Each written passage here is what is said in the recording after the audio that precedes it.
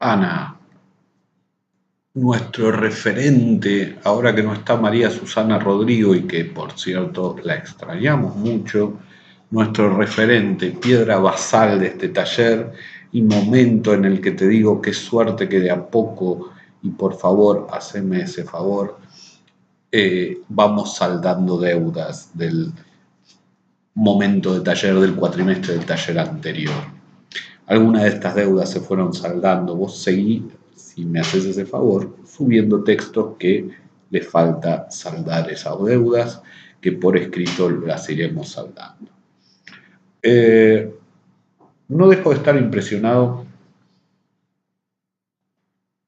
con lo mucho que has aprendido en este tiempo y lo que ha crecido tu escritura. Francamente, es un orgullo para nosotros, aunque sabemos perfectamente que el mérito es casi todo tuyo, por no decir todo.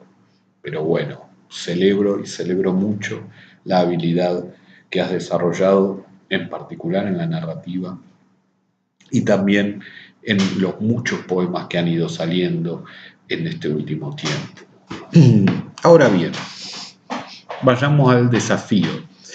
Tengo un desafío principalmente poético para vos, Ana.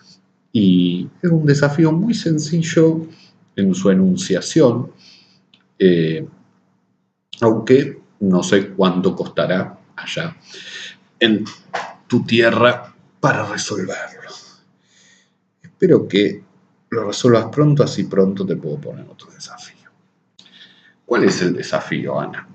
Creo que una de las cuestiones en tu poesía es la segunda persona.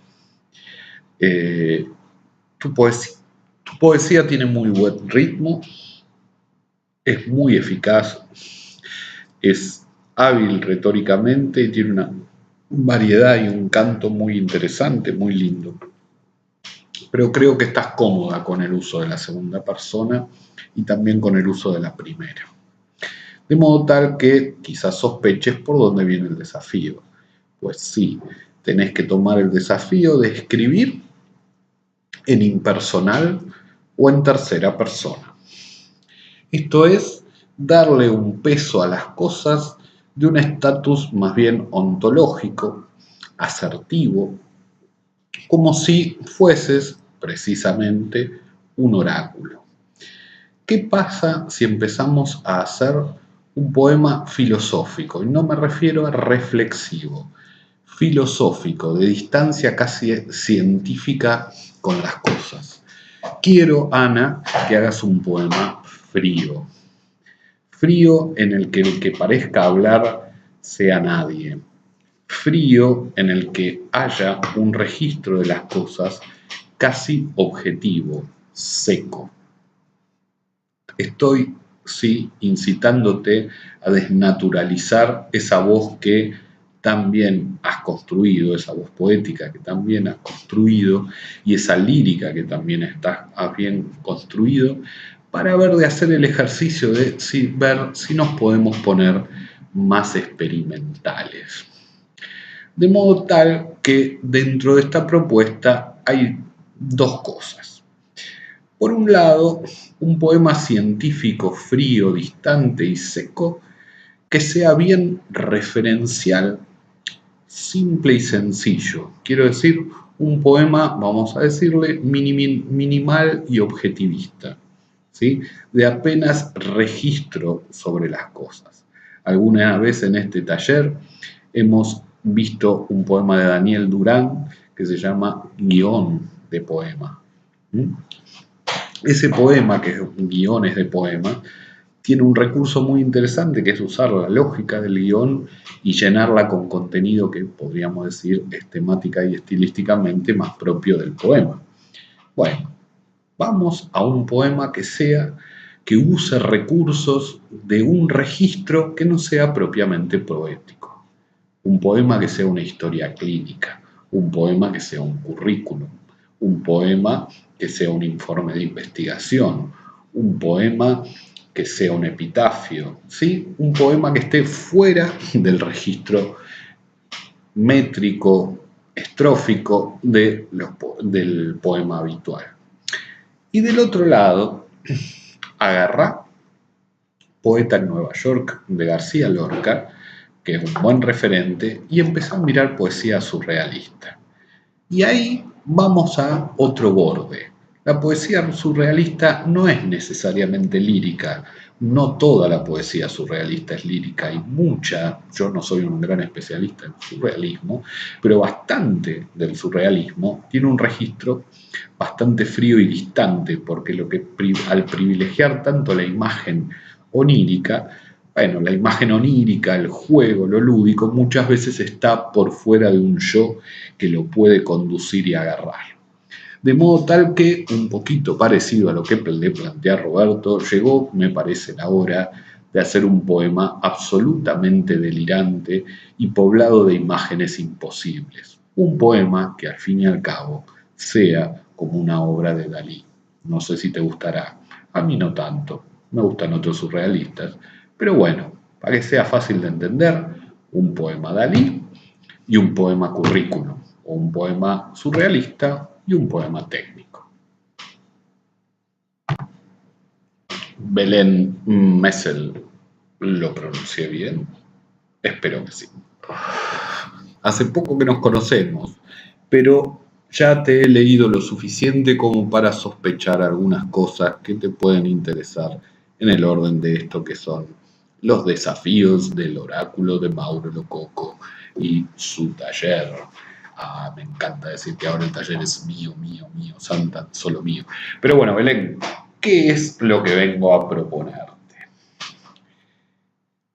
Son textos bastante en control los tuyos. Quiero decir, está todo muy bien orquestado.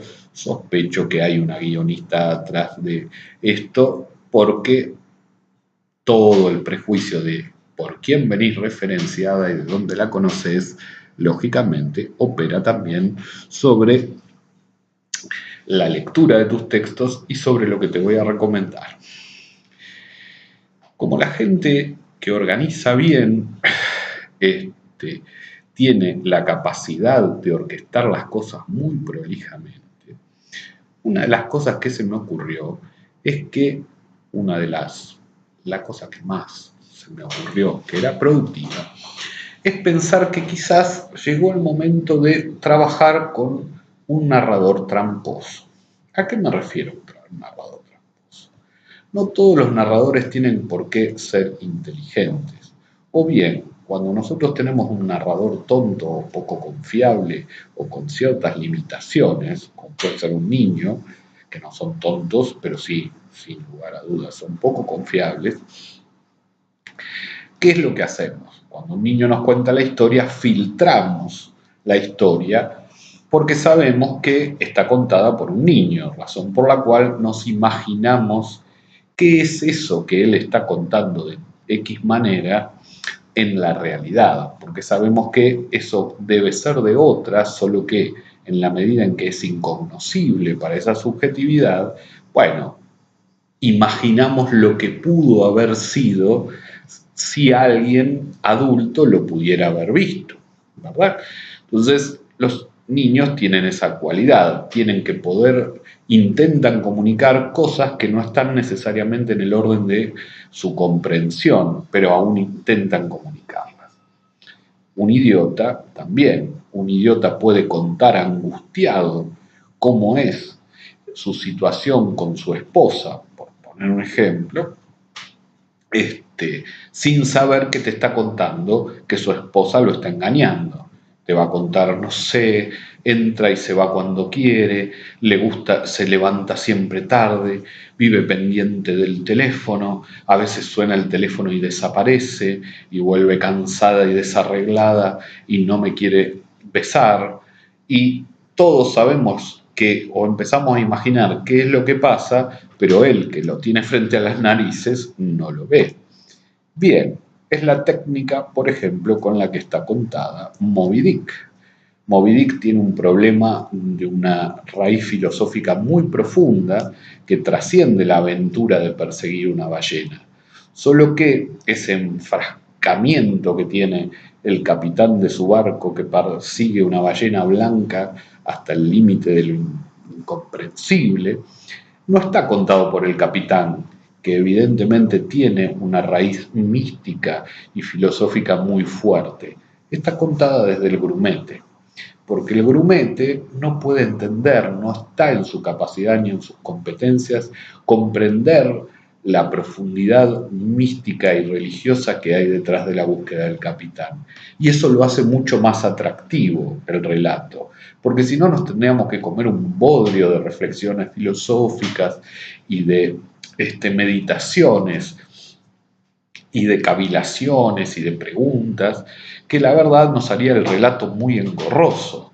Sin embargo, todo ese orden es imaginado por aquello que el grumete cuenta erráticamente o trata de interpretar y lo hace como puede, ¿no? Y nos genera esa gracia, si se quiere, de tratar de filtrar lo que pudo haber pasado o lo que puede estar pasando por el registro de quien lo ve, ¿no? Entonces uno dice, bueno, esto que el grumete ve así debe ser que al capitán le pasa tal cosa, ¿sí?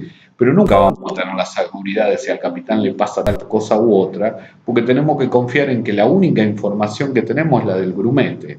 Entonces, descartamos a veces las interpretaciones del grumete porque sabemos que son inexactas, porque no tiene las competencias para interpretar que la situación requiere, pero por otro lado, tenemos que tratar de encontrar en eso igual alguna clase de información para poder comprender lo que queremos saber, ¿no?